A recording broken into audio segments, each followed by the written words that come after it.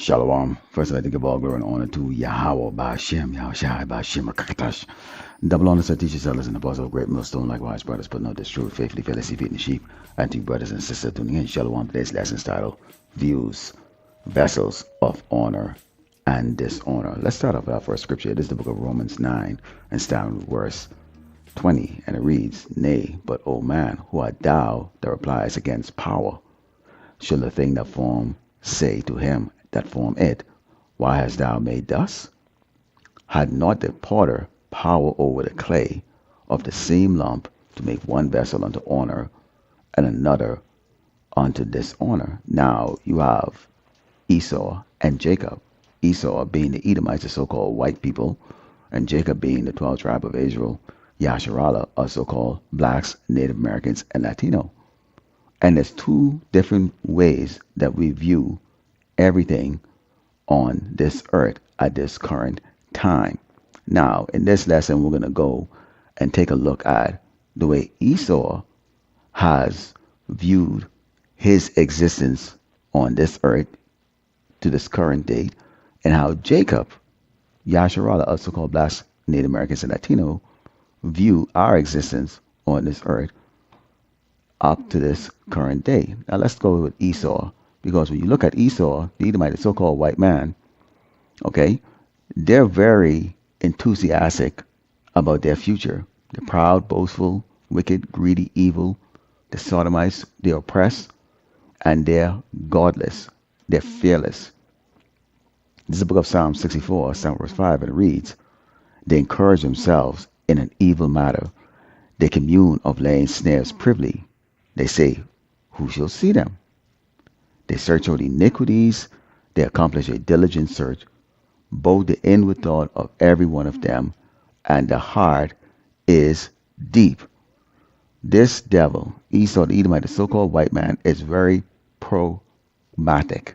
He's very pragmatic in his ways. He practices pragmatism. They're very strategic and very practical in the way they go about doing their deeds. They search out things.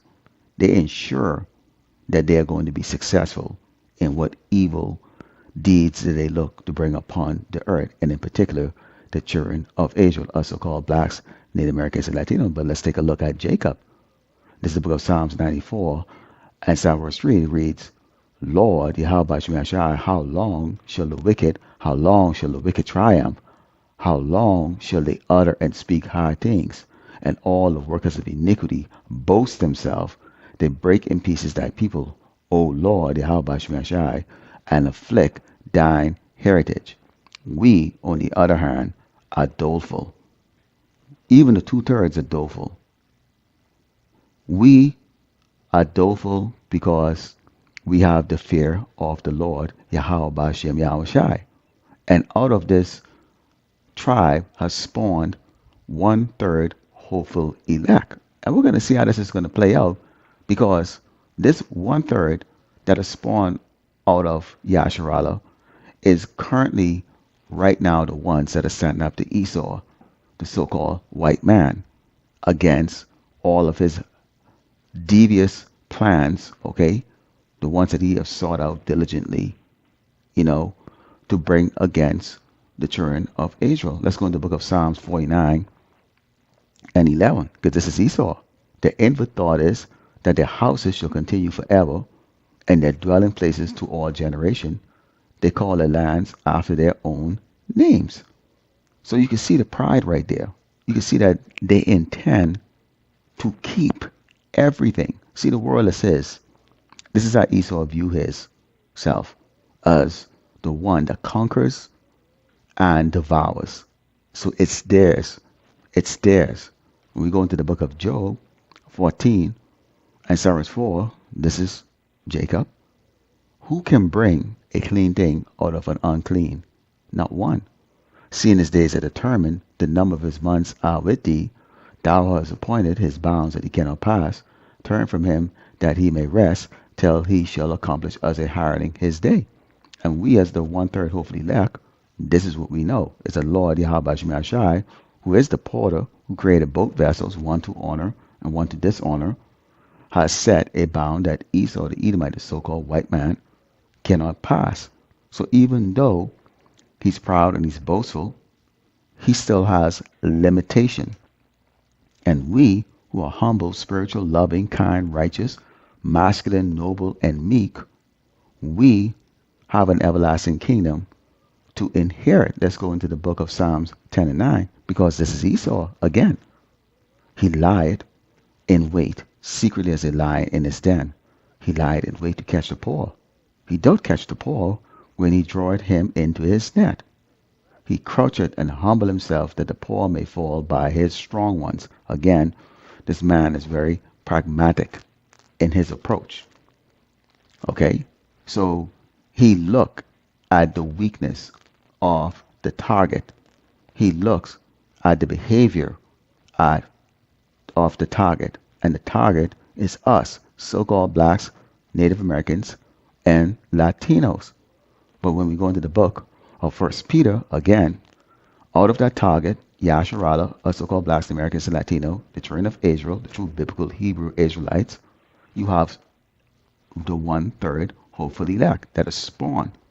Okay? And then even though we are doleful, we are, let's go into First Peter 5 and 8, it reads, be sober, be vigilant, because your adversary, the devil, as a roaring lion, walking about seeking whom he may devour. So we understand that the devil that the Bible speaks of is Esau the Edomite, the so-called white man. Again, when you go into Ecclesiastes, 8 and verse 11, it says, because sentence against an evil work is not executed speedily, therefore the heart of the sons of man is fully set in them to do evil. This is Esau. He loves to take full advantage of the freedom that he has to do whatever he pleases on this earth. Again, when you go into Psalm 73 and 5, it says, they are not in trouble as other men, neither are they plagued like other men. They are not plagued like us. So they take full advantage. They do a diligent search. They're very pragmatic in their approach, in their research on ways of how they could oppress the poor, how they could trap us, how they can kill us, and do whatever they can to keep us from inheriting the kingdom of heaven, which they cannot, because again, they are not the potter, they are the clay, and they are made for dishonor. Let's close with the book of Amos 3 and start verse 1, because this is us. This is the difference between us and them. Their lack of fear of the Lord Yahweh Shem Yahshai, and our fear of the Lord Yahweh Shem Yahshai. So in that case, we are limit in the evil and the wickedness that we can do, and especially the 1/3 elect of Yasharala Israel, we obey the voice of the Lord. It says, hear this, the word of the Lord Yahweh Shem Yahshai has spoken against you, O children of Israel, against the whole family which I brought up from the land of Egypt, saying, you only have I known of all the families of the earth. Therefore I will punish you for all your iniquities. And this creates that limit of wickedness that the 1/3 will commit on this earth currently as we speak right now, because we understand there is a judgment, and that judgment starts with us, because we were the only ones that were given the commandments from the Most High, Yahweh Shem Yahshai. So this lesson was titled Views, Vessels of Honor and Dishonor. The view of Esau the Edomite, the so-called white man, is do as thou will. And his God, who the world ignorantly known as Jesus Christ, will accept him no matter what. We, on the other hand, know that we have to be repenting constantly, because the Lord Yahweh Shem Yahshai will judge us harshly first, and he doesn't like wickedness.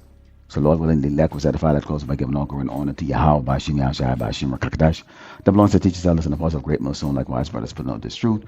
Faithfully, fearlessly feeding the sheep and to you brothers and sisters tuning in. Shalom.